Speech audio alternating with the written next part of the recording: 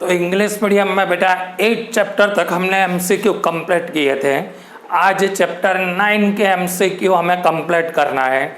अगर आपके एनसीईआरटी के थियरी का बेस अच्छे से क्लियर होगा तो एमसीक्यू 100% आएगा ही, उसमें कोई शक नहीं है। बराबर, तो इसी को कंटिन्यू करते हैं हम कि what is the value of magnetic momentum when Fe3 plus ion with cyanide, तो उसका मतलब आपका हो गया FeCN6 माइनस, ये होगा आपका। अब आपको पता है कि ये मेरा कौन सा लिगेंड है, स्ट्रॉन्ग लिगेंड। अब जब स्ट्रॉन्ग लिगेंड मेटल आयन के साथ में अटैच होगा तो आपको पता है बेटा कि यहाँ Fe3 प्लस एटॉमिक नंबर 26 में से 3 जाएंगे तो 23, उसका मतलब d ऑर्बिटल में 5 इलेक्ट्रॉन होंगे। अब स्ट्रॉन्ग लिगेंड 6 अटैच किया तो हाइब्रिडाइजेशन D2sp3 होगा। अब जब अरेंज करोगे तो 1 unpair electron, therefore magnetic moment 1.73। Clear? चलो उसके बाद का क्वेश्चन क्या है बेटा, does not show geometrical isomer. तो condition of geometrical isomerism is what, 2 different ligand, 2 4 different ligand, 3 different ligand.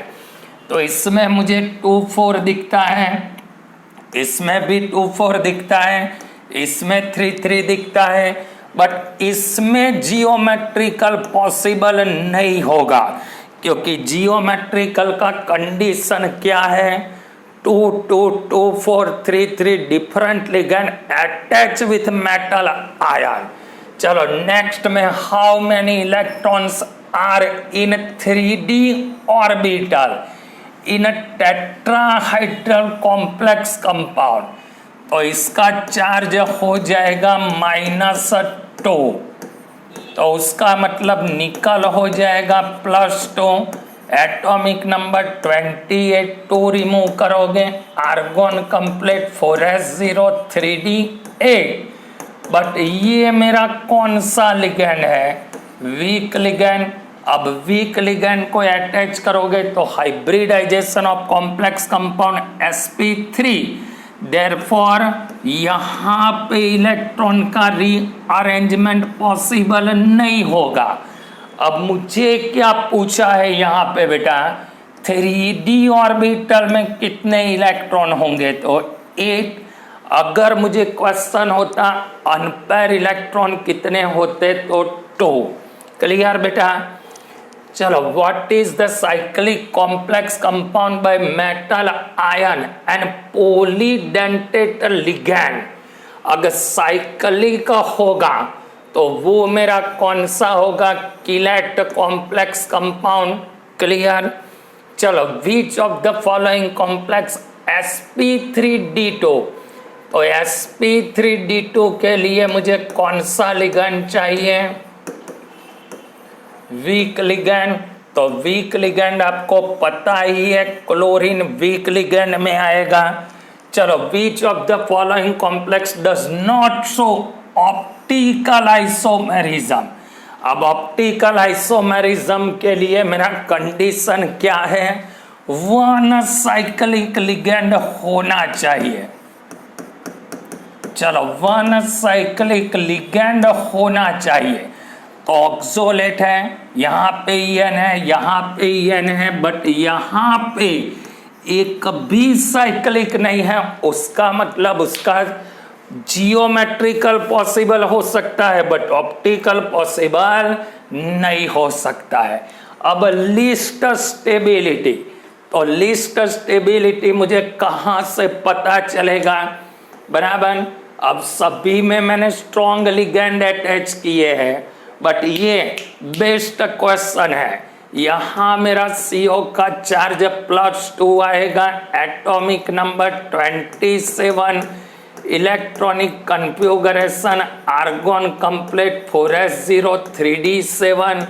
अब जब हाइब्रिडाइजेशन D2sp3 होगा तो यहाँ का जो 7 नंबर वाला इलेक्ट्रॉन था उसको मुझे 4d में ले जाना पड़ेगा, तो उसका मतलब एनर्जी रिक्वायर मोर, तो stability of complex compound is less. Clear बेटा? चलो उसके आगे, विच of the following ligand only one coordination site, इसमें 100% आपकी गलती होगी। ऑक्सीजन एग्जाम्पल है लिगेंड में यूनिडेंटेड लिगेंड का, जब भी ऑक्सीजन अटैच होगा ना तो सिर्फ वन कोऑर्डिनेशन साइट आएगा। बराबर? क्लियर बेटा?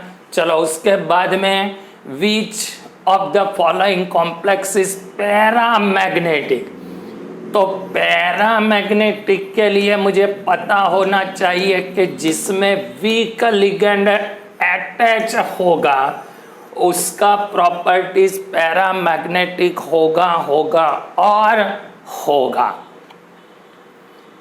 टाइप ऑफ हाइब्रिडाइजेशन ऑफ निकल इन दिस कॉम्प्लेक्स कंपाउंड, चलो NiCO4, तो इसमें तो हाइब्रिडाइजेशन sp3 होगा क्योंकि इसका शेप मुझे पता है टेट्राहेड्रल, बट इसमें मेरा हाइब्रिडाइजेशन कौन सा होगा? DsP2 शेप आएगा स्क्वायर प्लेनर।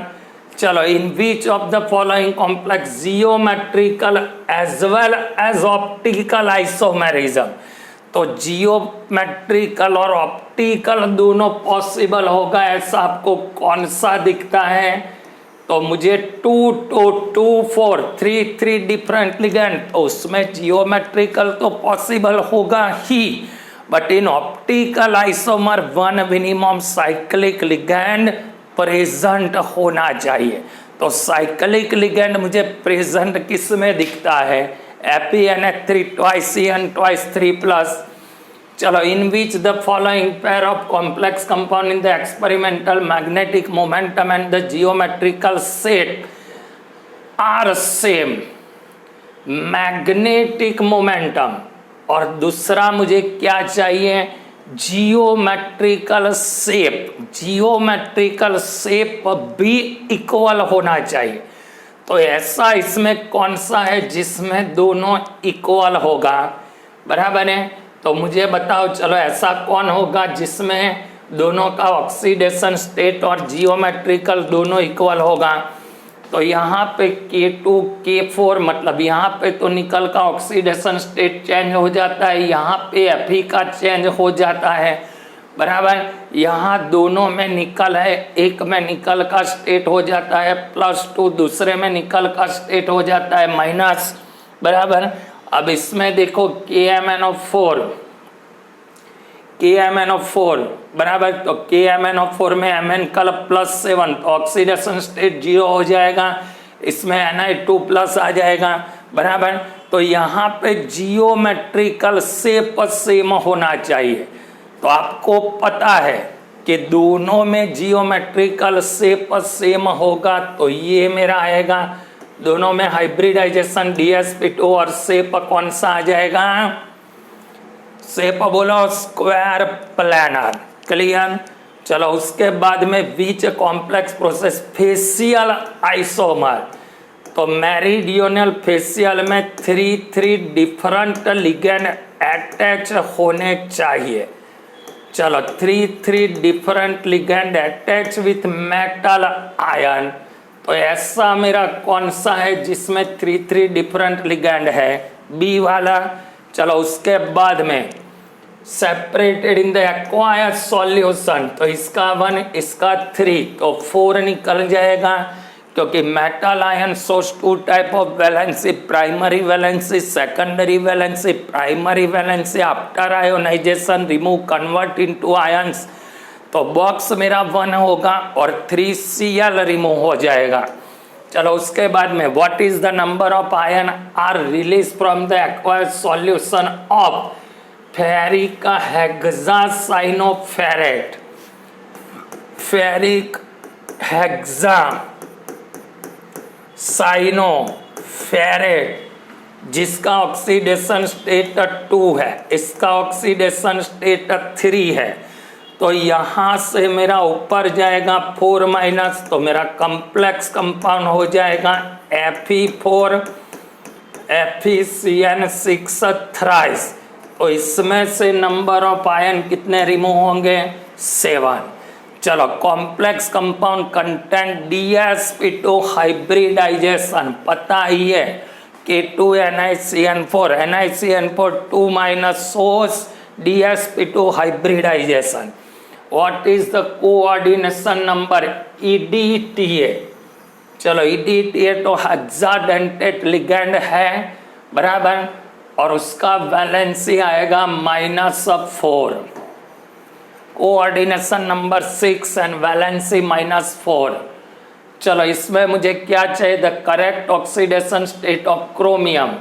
तो इसमें क्रोमियम का ऑक्सीडेशन स्टेट कितना होगा? इसमें +3, इसमें -3 बराबर, तो 3 ही होगा क्योंकि EN तो मेरा न्यूट्रल लिगेंड है बराबर, 3। चलो which of the following complex generally shows chirality. अब कायरालिटी का मतलब क्या होता है? उसमें 1 ऐसा होना चाहिए जो साइक्लिक लिगेंड होना चाहिए। कायरालिटी का मतलब mirror image not supreme posable by each other, तो वो हो जाएगा कायरालिटी वाला। विच of the following complex ion has maximum stability. चलो मैक्सिमम स्टेबिलिटी तो Cn माइनस वाला आएगा क्योंकि सबसे ज्यादा Cn का होगा। जैसे विलगेन का स्ट्रॉन्गनेस इंक्रीज होगा तो स्टेबिलिटी इंक्रीज हो जाएगा। चलो फेशियल आइसोमर, रिपीट हुआ क्वेश्चन। फेशियल का मतलब 3 different ligand attach with metal ion shows facial isomers.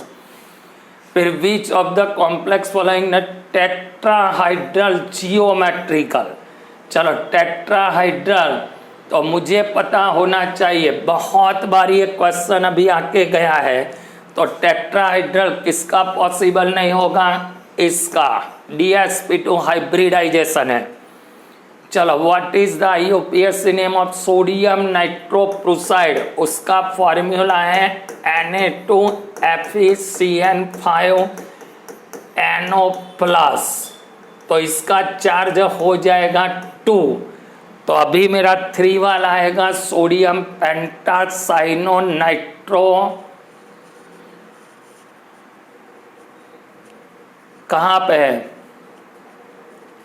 Ferret 2 वाला सोडियम पेंटासाइनो नाइट्रोसोनियम फेरेट 2, ये रहा सोडियम पेंटासाइनो नाइट्रोसोनियम फेरेट 2। फिर the theoretical magnetic moment of a compound 27 3.87, which of the one is the correct compound from the following. उसका मतलब यहाँ CO में मेरे unpaired electron 3 होने चाहिए। अब कोबाल्ट एटॉमिक नंबर 7, तो 7 का मतलब क्या हुआ? 4s2 3d7 बराबर। चलो कौन सा ऐसा होगा जिसमें 3.87 होगा? तो COF6, इसमें तो 5 अनपेयर इलेक्ट्रॉन अटैच हो जाएंगे बराबर। CONO3 ट्वाइस, यहाँ पे लिखा ही है थियोरेटिकल मैग्नेटिक मोमेंटम। अब CONH3 6 3+, तो CO3+, तो अनपेयर इलेक्ट्रॉन इसमें तो 3 नहीं आएंगे। कोबाल्ट 27 1 2 3 4 5 6 7, ये रहा बराबर। चलो EDTA में चार्ज एंड कोऑर्डिनेशन नंबर, तो charge -4 coordination number of EDTA 6 hexadentate ligand. फिर what should be the coordination number and geometrical. चलो व्हाट शुड बी, क्या लिखा है बेटा? What should be the coordination number and geometrical shape of KCr NH3 twice CO3 twice. तो इसका 0 CO3 का आएगा -4, इसका हो जाएगा +1। चलो NH3 का 0, CO3 का -4, पोटेशियम का +1, तो 4 में से 1 जाएगा तो 3। तो यहाँ पे 3 वाला तो मुझे ऑप्शन ही नहीं दिया है, बट कोऑर्डिनेशन नंबर ऐसा मुझे पूछा है, तो कोऑर्डिनेशन नंबर कितना हो जाएगा 6। और शेप कैसा आएगा तो ऑक्टाहाइड्रल। चलो इसमें मैंने क्या किया है, तो आपको पता होना चाहिए कि मैंने Cl को आगे भेज दिया है, तो उसका मतलब ये कौन सा हो जाएगा, लिगेंड ट्रांसफर किए हैं। देखो पॉजिटिव नेगेटिव अटैच होता है तो कोऑर्डिनेशन, इसमें तो दूसरा कुछ करना ही नहीं है। चलो which of the following complex compound does not possess tetrahedral geometry, तो टेट्राहाइड्रल किसका नहीं होगा, K2NiCN4 बहुत बार रिपीट हुआ है। फिर which of the following is unidentate, तो ऑक्सीजन -2 आगे मैंने पढ़ाया है, सोज यूनिडेंटेड। फिर which of the following complex ion सोर्स, बराबर which of the following complex ion सोर्स ऑप्टिकल आइसोमर, तो ऑप्टिकल आइसोमर किसमें पॉसिबल होगा बेटा, सीस में तो पॉसिबल होगा ही, क्योंकि ट्रांस वाले में तो 0 हो जाता है ना। चलो which of the following complex compound has 10 electron, 10 electron, यहाँ निकल का चार्ज 0 होगा तो उसकी d ऑर्बिटल में 10 इलेक्ट्रॉन होंगे। अभी तो पता चलना चाहिए बेटा। चलो sp3 हाइब्रिडाइजेशन, तो sp3 हाइब्रिडाइजेशन किसका होगा आपको पता चलना चाहिए। चलो इसमें तो dsp2 होगा, इसमें मेरा d2sp3 होगा। चलो NiNH3 ट्वाइस में भी dsp2 होगा, तो इसमें हो जाएगा sp3। Which of the following complex sp3 hybridization, question वही मेरा रिपीट हो गया, शायद 32 रिपीट हुआ। क्लियर, तो जितने भी क्वेश्चन है उनका जो मेथड है वो मेथड हमें प्रिपेयर करना है। अगर मेथड अच्छे से पता है कि कौन से लॉजिक से किसका आंसर आता है तो 100% MCQ आएंगे ही। थैंक्स बेटा।